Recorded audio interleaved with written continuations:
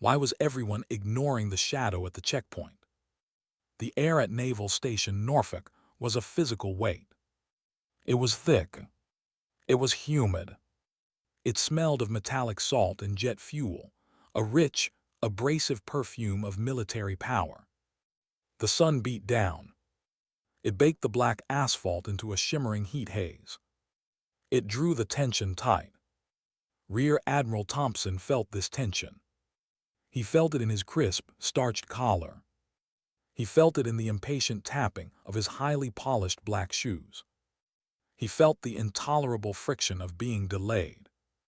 His world was built on crisp lines, on unyielding rank, on immediate obedience. Today, his authority was denied. The grandeur of the fleet's annual commissioning ceremony, it was all a blur. The sea of white uniforms, the flags, the expectant families, the distinguished guests waiting. He saw none of it. His cold blue eyes were fixed. They were burning on a single point of disruption. The unassuming female security guard. Evelyn Reed, or Evie as the security roster knew her. She stood at the VIP checkpoint. An obstacle, a ghost in the machine. She wore a simple navy blue polo, khaki pants, a uniform that screamed contractor, temporary, civilian. He didn't see a professional. He saw an impediment, a waste of his valuable, limited time. This is General Miller. Thompson's voice was clipped, sharp enough to cut the humid air. His credentials are unimpeachable. Your scanner is faulty. Let him pass. He believed rank could override reality. He believed his impatience was a valid security measure. It was the arrogance of 2 stars. Evelyn did not flinch. She did not raise her voice. She simply held up a hand. It was not defiance. It was a gesture of absolute procedural calm. Her stillness was her strength, her quiet a peculiarity. Her younger colleagues mistook this stillness for timidness. Thompson mistook it for stupidity. She was an operator. He saw a clerk. "Sir, with all due respect," she replied. Her voice was low. It was steady. It held no tremor of fear or even slight haste. Protocol requires a visual confirmation from the command post. If the digital scan fails, it will only take a moment. A moment. That moment was a lifetime to him. It was a personal affront. His face hardened. The storm was gathering now. A small crowd of dignitaries nearest the exchange fell silent. He saw a simple contractor, telling him to wait.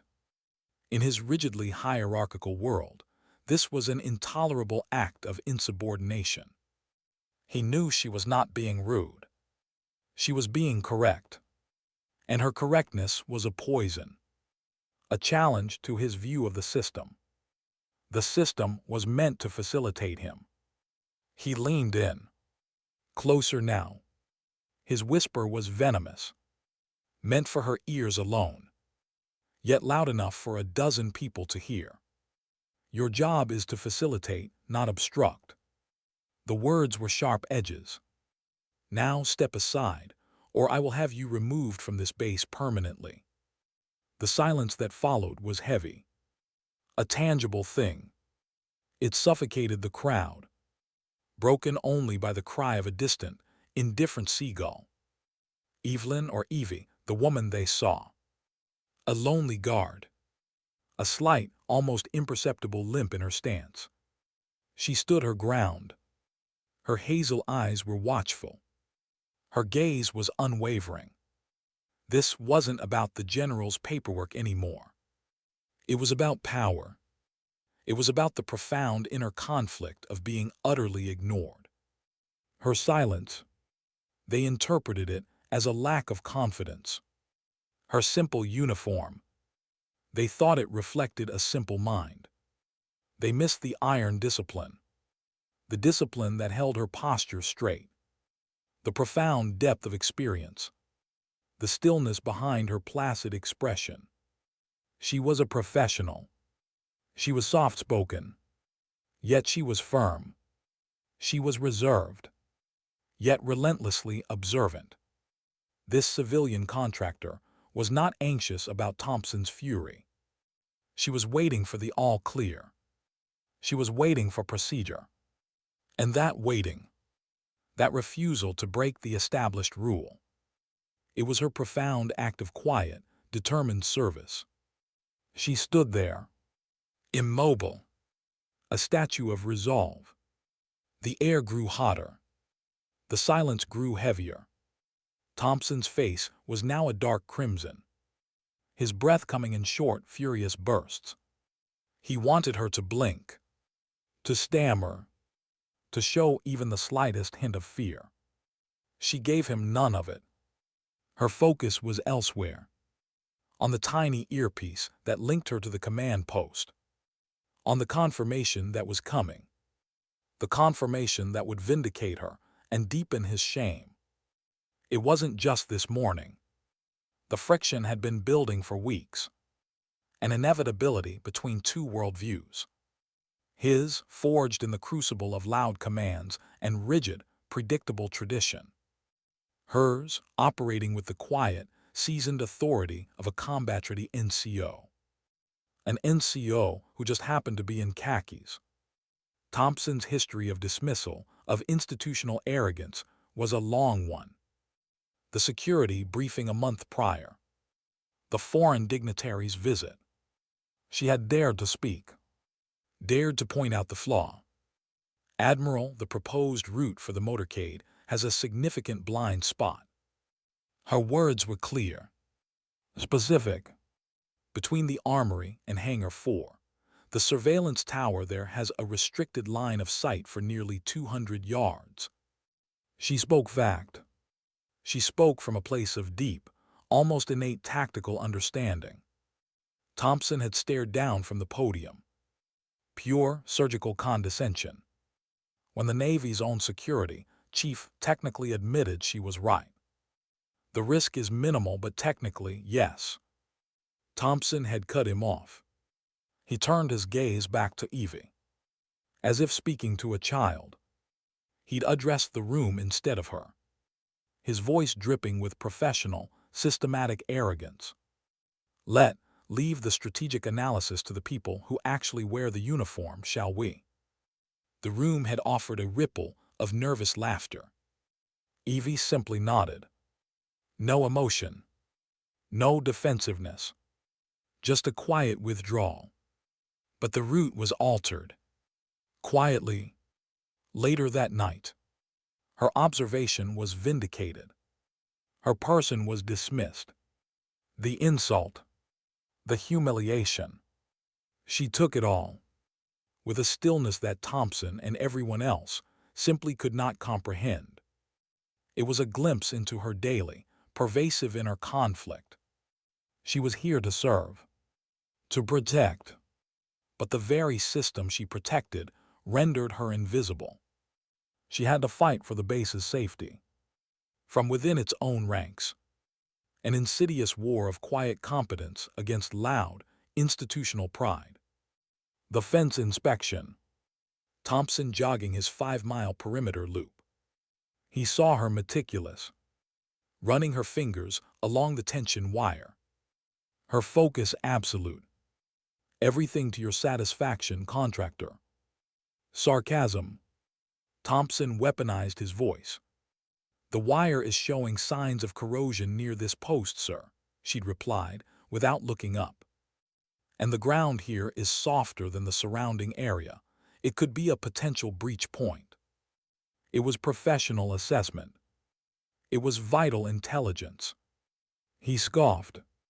I've been running this perimeter for 10 years. The fence is fine.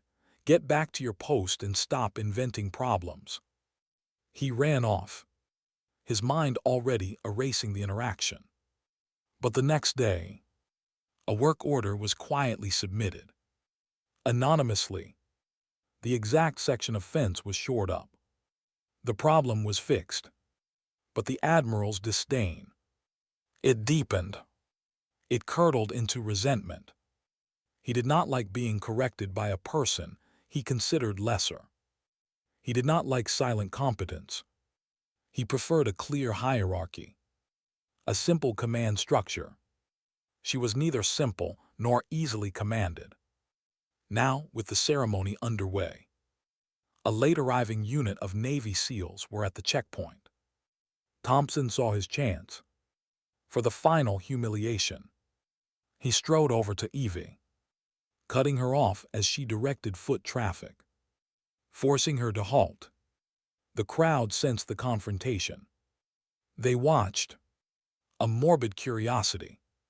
"I thought I made myself clear earlier," he began, his voice dangerously low, a controlled, suffocating rage.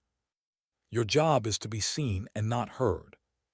You are a civilian, a temporary employee. You do not have the authority to delay a two-star general. And you certainly do not have the authority to direct personnel on my base." The nervous laughter of the earlier encounter was gone. Only whispers remained. Pity, curiosity. They looked on. Evelyn Reed met his gaze. Her reply was still respectful, still unyielding. It only incensed him further. He wanted her gone. Off the pier. Now, report to your supervisor and inform him you've been removed from duty. It was the final cut. The public execution. Is that understood? The humiliation was absolute. He wasn't just reprimanding her. He was firing her. In front of hundreds of peers and patriots. She felt the burn, the profound injustice of being utterly ignored. Dismissed not for incompetence, but for correctness. But her silence held a deeper secret. The secret of her history. The secret of her enduring, quiet determination. The long, slow minutes of the confrontation felt like hours. Every second stretched. Every line of dialogue amplified. The quiet woman. The loud admiral. The contrast was deafening. And the truth was about to emerge from the silence. She stood alone, but what came next no one expected. The whispers died, replaced by a shocked, heavy silence. It felt like the bottom had dropped out of the world. Evelyn Reed turned to comply with the admiral's brutal order. The walk of shame had begun. A heavy gust of wind suddenly whipped across the pier. It was a cold, sharp breath from the harbor. It caught the sleeve of her simple navy blue polo. It pushed it up past her elbow.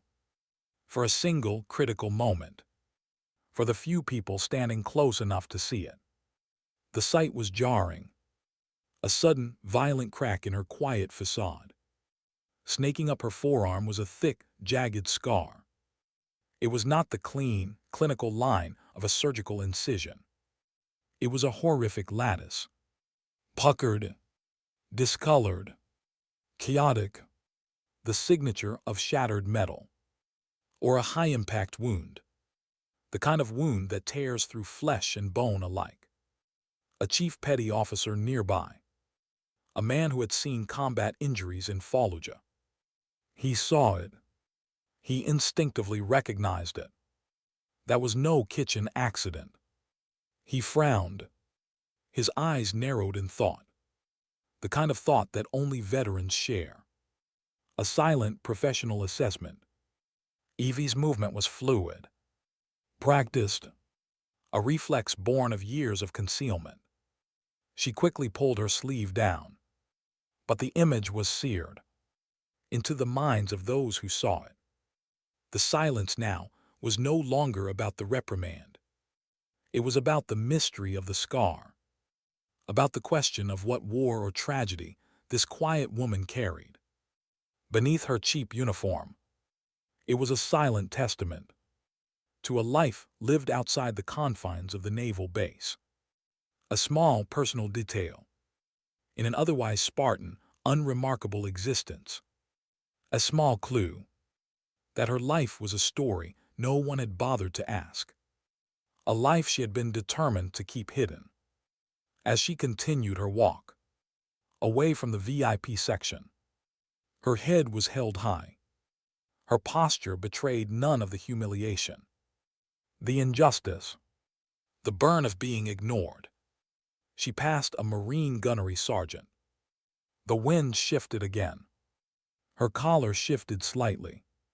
A split second, the gunny saw the edge of a tattoo on her upper back, just below her neckline. It wasn't a flower. It wasn't a quote.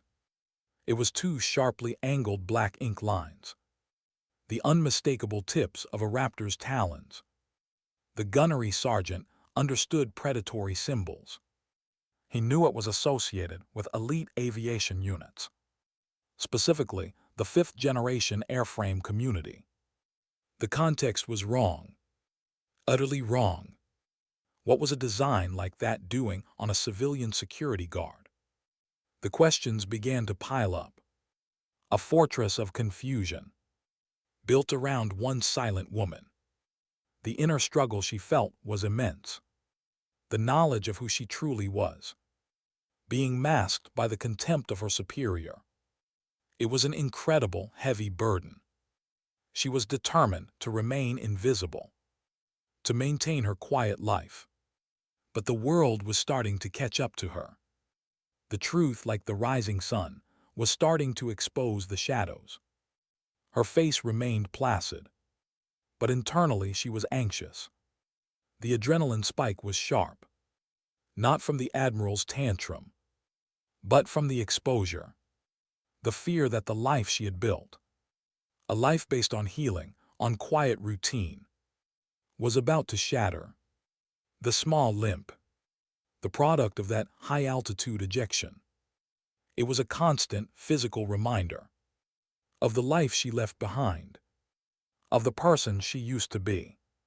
The limp was her anchor, her excuse, the visible sign of her brokenness, the reason she could justify being a guard, not a major, not a pilot.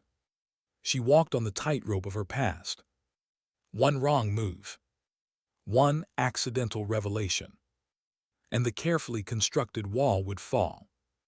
She had endured weeks of Thompson's microaggressions, the snide remarks about her lack of command presence, the veiled insults about her gender. This isn't a bake sale contractor, it's a security post. Each insult was a stone thrown. She absorbed them all, with the unyielding strength of someone who had faced far worse fire. She knew the stakes. This job was her therapy, her way back, her penance, her path to redemption.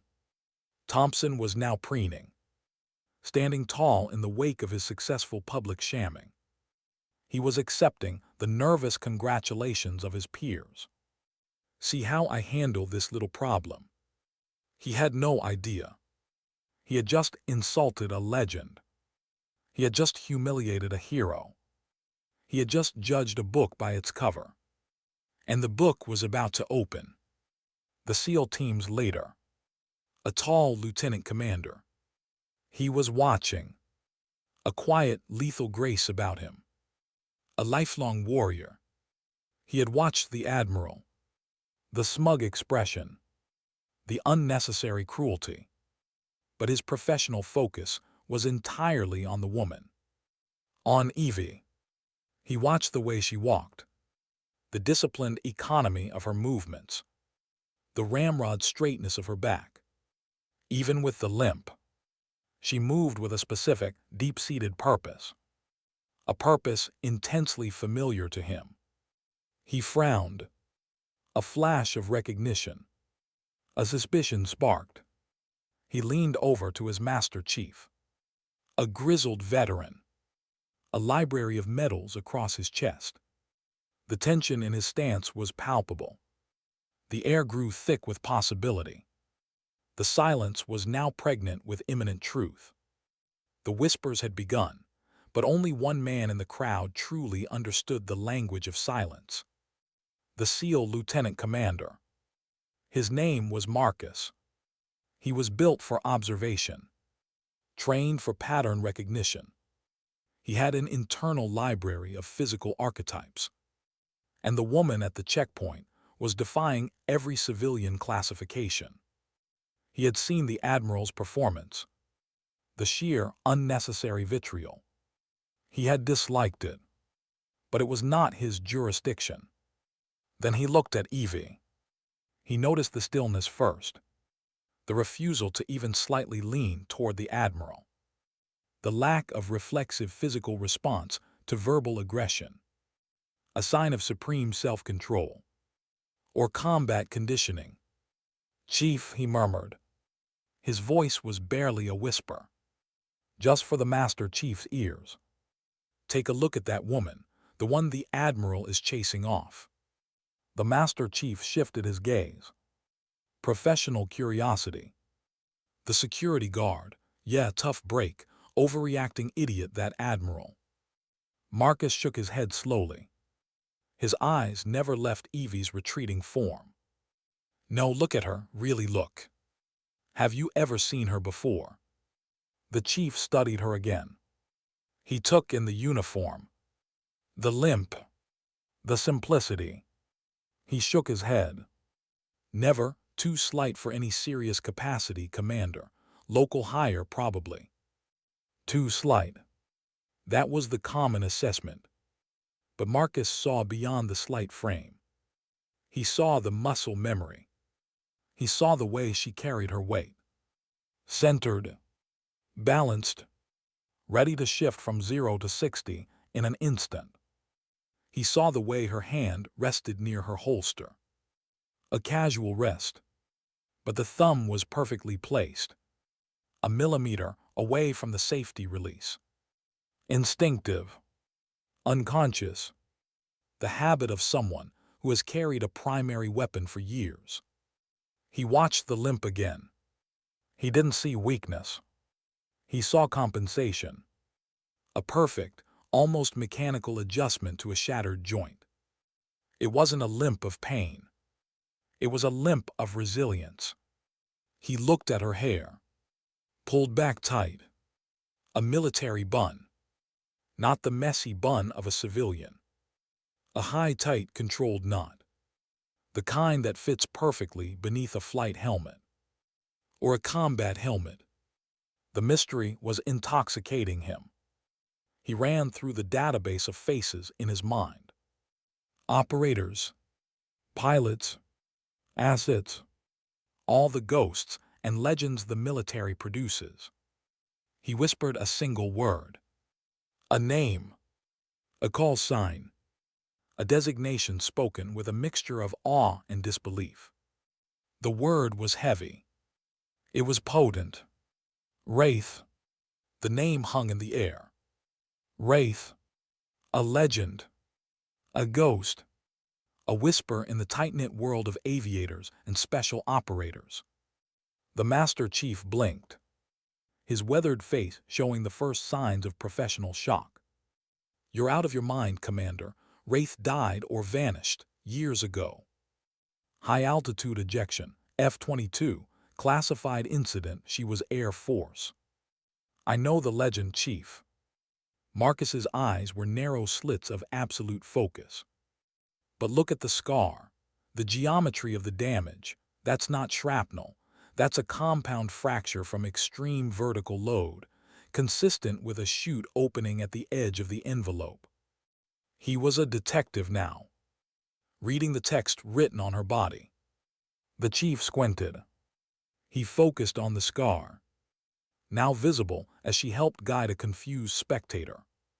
He saw the truth in the commander's eyes. He saw the logic. The admiral's public humiliation was now compounding.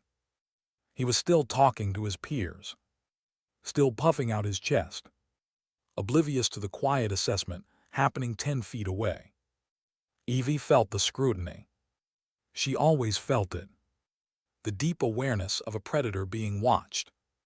It was part of her combat programming. She knew the commander was starring. She could feel the intensity of his analysis. This was making her anxious. This was the moment of exposure she feared. She wanted to simply walk away, disappear into the maintenance shed. But she couldn't run. She was a major. She was Wraith. She was determined to finish the humiliation with dignity. To walk the line, even if it cost her the peace she had found. She had an inner conversation with herself. Control the breathing. Control the gait. Do not make eye contact. They see the uniform, they do not see the rank. Her spirit was heavy, broken by the memories the limp represented. The pain was still real. The titanium rod in her femur was a dull ache in the heat. But the uniform she wore now, the simple polo, it was her new armor. It shielded her from the expectations, the crushing weight of being a legend. The commander was speaking again. To his master chief. The posture chief, the economy of movement. That's not a civilian trying to look tough. That's the core stabilization of a pilot who flew an airframe where a 2-inch input means a 1,000-foot trajectory shift. That's the F-22 discipline. He had spent years studying the best, the most efficient. He had just confirmed his suspicion. He was staring at a ghost, a legend who had been publicly scorned by a 2-star rear admiral. The tension was unbearable. The crowd continued to mill, oblivious to the silent, professional drama unfolding. The fate of Major Evelyn Reed's quiet life hung in the balance, between a whispered call sign and the arrogant confidence of a flag officer. The commander was moving now, taking a step toward the checkpoint. He was going to act. The mystery was about to shatter. What secret language does a body learn when it's been ripped from the sky? The answer was in Evie's blood. It was in her marrow. It was the language of extreme violence, the silent, instinctual grammar of survival. In a remote corner of her mind, a memory flashed. 45,000 feet. Mach 1.8. A sudden, terrible explosion. The F-22 Raptor shuddering like a dying animal. She remembered the sound. Not a boom, but a shriek. The shriek of tortured, torn metal. The sound of the canopy shattering around her head. The G-forces. They were merciless, crushing her body into the seat. The sudden, violent pull of the ejection. A rocket underneath her, trying to save her, but also trying to break her. The immense pressure on her leg. The titanium rod in her femur. The dull ache in the heat. The price of escape. The price of living. That trauma. That memory. It was the real reason she could stand Thompson's insults.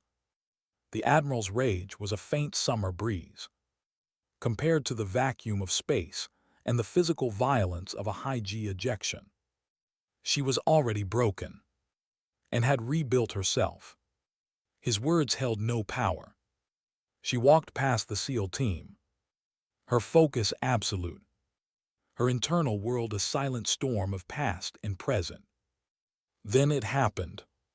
The world fractured, not from a jet engine, not from a surface-to-air missile. A sudden, piercing screech of metal. Closer now. More terrifying because it was mundane. A heavy-duty lighting rig, positioned precariously near the main stage. It suffered a catastrophic hydraulic failure. A simple piece of equipment, giving up the ghost. With a sickening lurch, the entire multi-ton structure began its slow-motion fall. It arced directly towards a section of bleachers. Bleachers filled with sailors, with families, with children, the most vulnerable in the entire assembly. Panic erupted. It was not a gradual thing. It was immediate. Primal, a collective terrible scream. As people scrambled, trying to get away, trying to save their loved ones, uniformed personnel froze, Admiral Thompson included. He stood immobile, his mind struggling to process the scale of the unfolding disaster, his authority useless, his rank meaningless in the face of random physics. The packing shift was immediate, from verbal conflict to physical threat. It was in that critical split second that Evelyn Reed transformed. The quiet, unassuming security guard vanished. The major emerged. The operator, the determined pilot who makes life-and-death decisions in microseconds. Her voice, no longer soft, no longer measured. It exploded with a power that defied her frame. A voice forged in the relentless, deafening roar of jet engines. The crucible of command. "Brace and cover," she bellowed. The command was a lightning strike. It cut through the panic like a razor. An order imbued with absolute, instinctual authority. It was not a suggestion. It was law. People instinctively dropped, shielded their loved ones, their subconscious recognizing the voice of absolute competence, the voice of survival. She moved. Her limp was gone, replaced by a ruthlessly efficient stride, a gait of pure, targeted intention. She didn't run from the danger. She ran parallel to it, her eyes calculating the trajectory of the falling rig. With a pilot's supreme, perfect spatial awareness, she was operating now. Not guarding, not waiting. She was executing. The action was the only thing that mattered. The internal fear, the anxiety of exposure was gone, replaced by the cold, clean logic of the mission. She was back in the cockpit. The stakes were just higher. She didn't move toward the danger. She moved as the danger. Her mind was a perfect fire control computer, calculating mass, velocity, terminal impact point. The seconds stretched into eternity. "VIPs against the bulkhead," she yelled. "Stage right, move now." Her directions were precise, unambiguous, immediate. The language of command. She saw two young sailors, petrified, paralyzed with fear. Her hand shot out, pointing directly at them. The laser focus of her gaze locked them into action. "You two get the children clear now. Use that maintenance corridor." Her finger jabbed toward an access way. A small, dark opening no one else had even registered. She had noted it hours ago, during her morning sweep. A potential evacuation route. A classic case of an operator pre-planning the escape. The sailors jolted out of their stupor. Their own training. Their deep-seated obedience to authority. It kicked in. They recognized the genuine command presence. They immediately began herding families to the safe corridor. Evelyn's movements were a dance of efficiency. She didn't waste a single calorie. She didn't shout an unnecessary word. She simply directed, coordinated, saved. The lighting rig hit the ground. A deafening, earth-shaking boom. Its massive metal arms smashed into the bleachers.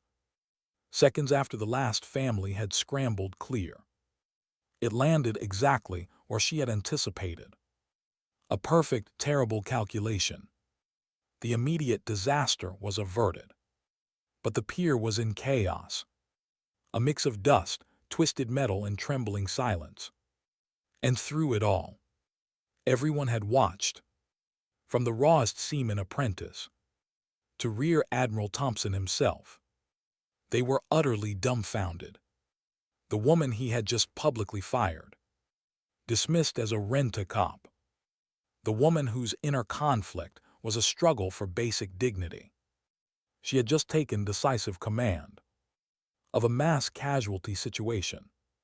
She assessed the threat, issued clear, effective orders, coordinated a complex evacuation, all in the span of about 5 seconds.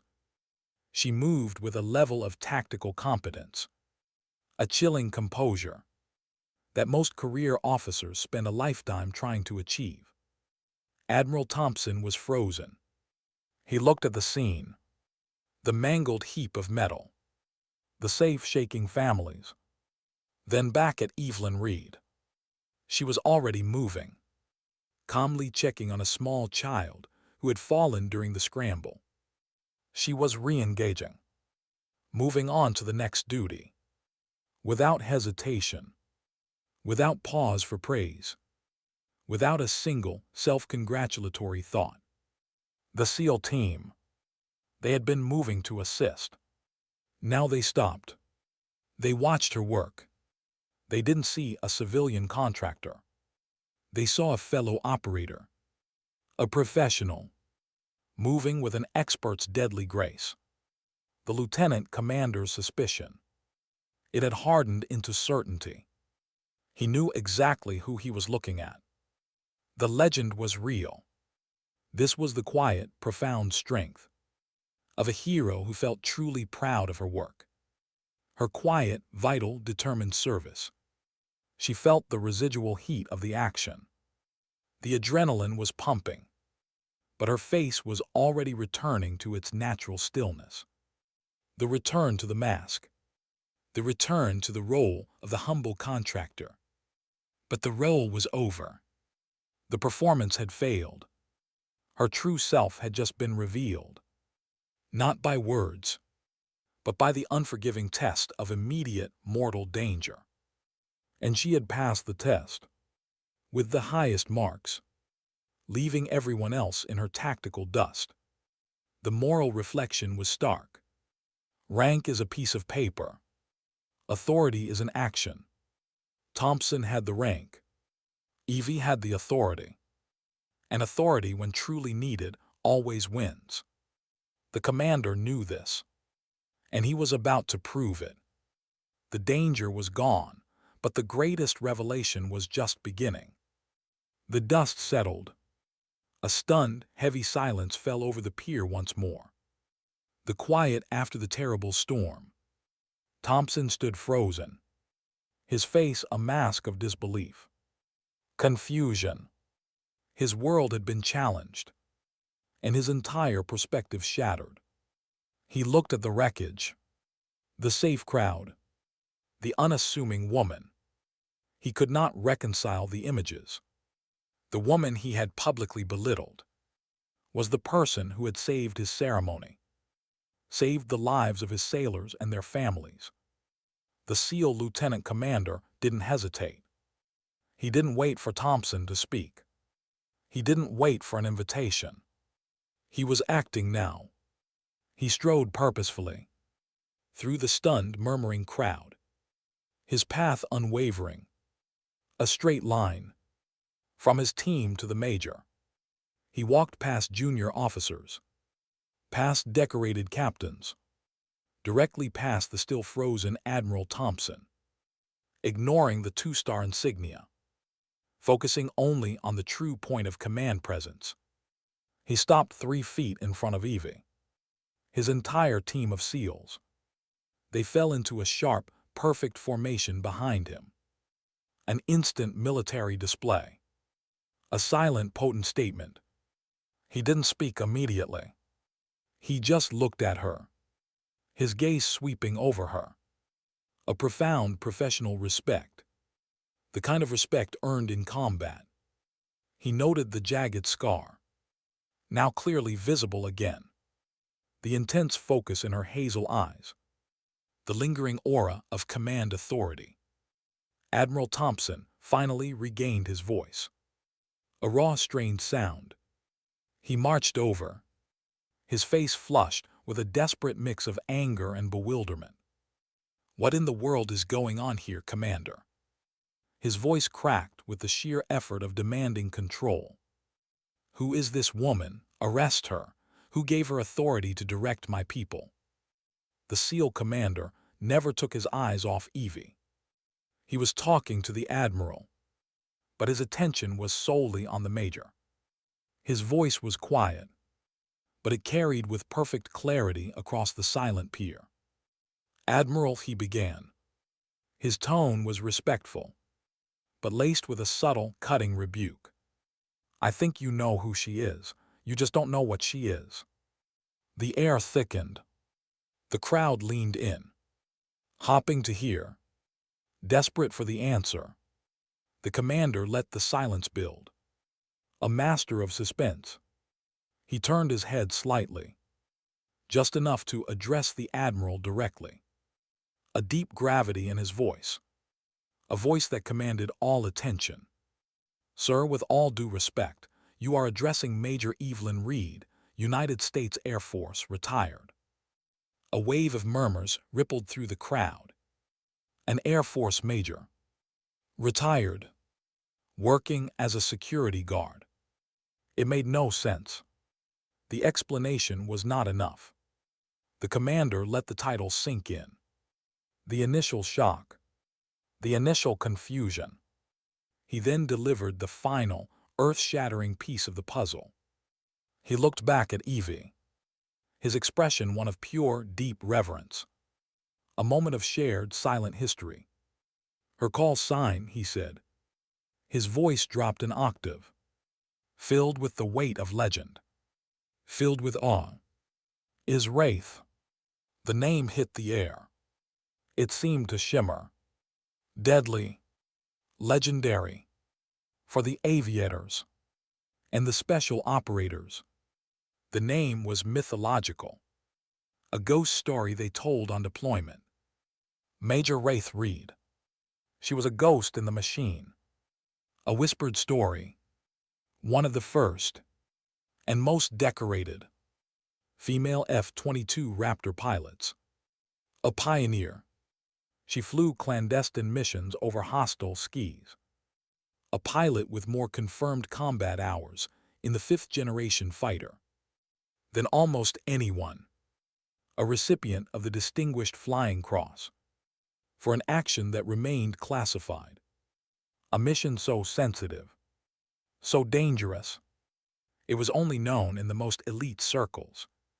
She had vanished from the service years ago, after a catastrophic high-altitude ejection. The kind of injury that likely left the jagged scar. The injury that caused the slight limp. An injury rumored to have nearly torn her body apart. They said she'd never walk again, let alone fly. And now, here she was, in a cheap security polo, on a Navy pier. The silence was no longer shocked. It was sacred, reverent. The moral clarity of the moment was profound. The woman they had seen as broken, living a quiet life of personal redemption. A civilian. She was a living legend. A force of nature who had simply decided to stand the watch. The commander felt a deep, professional pride. Not for himself, but for the service. For the caliber of the people who wear the uniform. Or once did. Thompson's face was now draining of color. His earlier arrogance, his bluster, it had evaporated, replaced by the cold, heavy realization. He had committed a terrible, public professional sin. He had failed to recognize true authority. The entire world was about to witness his fall. The redemption of the major was upon them. The commander knew the ritual. And he was the first priest. Why did the highest-ranking officer move last? Without another word, the SEAL commander's back went ramrod straight. His professional identity took over. The warrior's code. He brought his hand up in a salute. It was sharp. It was precise. It seemed to slice the humid air. It was a crack of thunder in the silence. It was not a perfunctory salute. Not the required nod to a superior officer.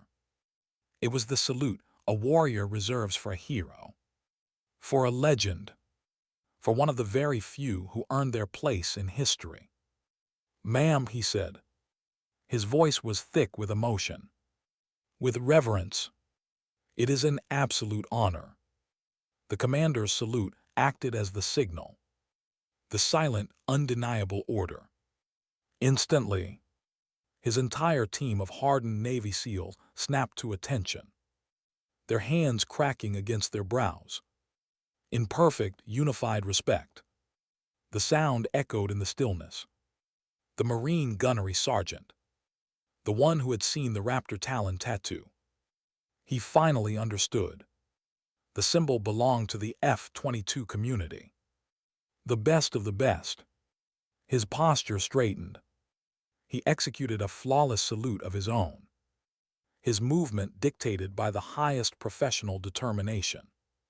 The chain reaction was immediate. It was overwhelming. An Army colonel, a distinguished guest. He saluted. Air Force veterans in the crowd. They had only heard the whispered stories of Wraith. They came to attention, their eyes wide with disbelief and awe. Then the sailors themselves began to salute. A rising tide of respect, from the young seamen on crowd control to the grizzled command master chiefs. A wave of genuine, heartfelt homage washed over the assembly. The sea of dress whites. It became a forest of salutes, all directed at one point. The quiet woman in the khaki pants. They weren't saluting a security guard. They were saluting a warrior, a legend who had walked out of the sky and was standing among them. A true American hero. Rear Admiral Thompson was the last to move. He stood there, utterly paralyzed. The world he knew turned completely upside down. His rigid hierarchy shattered. The woman he had insulted, belittled, publicly humiliated. She was a decorated combat veteran, a hero from a sister service, whose reputation far outshone his own, whose courage was undeniable. The shame that washed over him was a physical force, hot and suffocating. It was the culmination of weeks of arrogance, of professional blindness. He saw the hundreds of salutes, not as a challenge to his rank, but as a judgment of his character, a public silent rebuke, a testament to the true meaning of service. Slowly, deliberately, as if lifting a great, unbearable weight, Admiral Thompson raised his own hand to his brow. His salute was stiff, formal, held far longer than protocol required. It was an act of profound humility, the recognition of a true superior. In that single, silent gesture, he conveyed a deep, genuine apology, an admission of his own crippling arrogance, an offering of the highest respect, the ultimate sign of personal redemption. The air on the pier was thick with the unspoken truth. True honor is not demanded by rank. It is commanded by courage. Evie did not revel in the moment. The sea of salutes, the silent off-field stares, it all made her deeply uncomfortable. This was the exact kind of attention, the crushing weight of expectation, the spotlight she had spent years avoiding. She held their gaze for a moment, her expression unreadable, then gave the SEAL commander a single, brief nod, a gesture of mutual understanding, an acknowledgement from one warrior to another. It was all that was needed. She was ready for the next phase. The quiet professional. The story of the pier was a lesson in silent resilience, a testament to the power of a life lived with integrity. The major had been hopeful that she would simply be allowed to serve in peace. Today, that peace had been loudly and publicly shattered. But in its place, she had received the one thing she never asked for: absolute, undeniable respect. The most powerful apology in the world was already over. The salutes lowered. The crowd began to breathe again. Admiral Thompson approached her. The arrogance was gone, replaced by deep, profound humility. He looked like a man who had aged 20 years in 5 minutes. His face was pale. His uniform suddenly seemed too large for him. His voice strained, a weak whisper compared to the roar of his earlier fury. "Major Reed," he began. He stumbled over the name, trying to make the rank feel real on his tongue. I don't know what to say. My conduct was inexcusable. There is no apology sufficient for the disrespect I've shown you, to your service. It was raw. It was honest. It was a rare moment of genuine self-reflection. The breaking of a proud, rigid man. Evie looked at him. Her hazel eyes held no trace of malice, no triumph. She saw not an admiral, but a man humbled, a man staring at the wreckage of his own mistake. She had spent years processing the meaning of combat, of sacrifice, of forgiveness. The admiral's mistake was human. It was small, compared to the things she had seen, the things she had done. "We all have a job to do, Admiral," she said. Her voice was its normal, quiet cadence now. The voice of the civilian contractor. The voice of the guard. It was the most powerful response she could give. "Today mine was this checkpoint. That's all that matters." She offered him a small, professional smile. Without warmth. Without bitterness. Just closure. "Please see to your guests." It was a final, quiet command. She didn't demand his respect. She didn't require his apology. She simply accepted the reality and moved him back into the stream of the ceremony. She had no time for ego.